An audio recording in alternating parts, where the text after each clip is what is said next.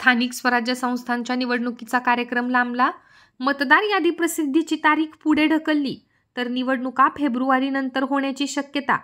स्थानिक स्वराज्य संस्थांच्या निवडणुकीची उत्सुकता वाढलेली असताना राज्य निवडणूक आयोगाने मोठा निर्णय घेतला आहे.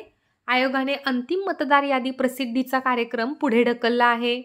यादी प्रकाशित करण्याची तारीख, जी की 27 ऑक्टोबर होती, ती आता 3 नोव्हेंबर करण्यात आली आहे. उच्च न्यायालयात दाखल झालेल्या याचिकेमुळे आयोगाला हा निर्णय घ्यावा लागला.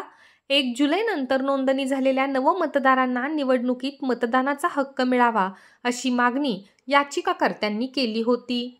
पुढील कार्यवाहीनुसार मतदारांची केंद्रनिहाय यादी 12 नोव्हेंबरला प्रकाशित होईल. त्यानंतरच निवडणुकीची घोषणा होऊ शकेल.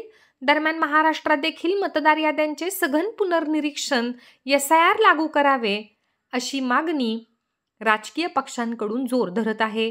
जर हे पुनर्निरीक्षण झाले तर स्थानिक स्वराज्य संस्थांच्या निवडणुका 7 फेब्रुवारीनंतरच होण्याची दाट शक्यता आहे. त्यामुळे इच्छुक उमेदवारांना निवडणुकीसाठी आणखी काही काळ वाट पाहावी लागणार आहे.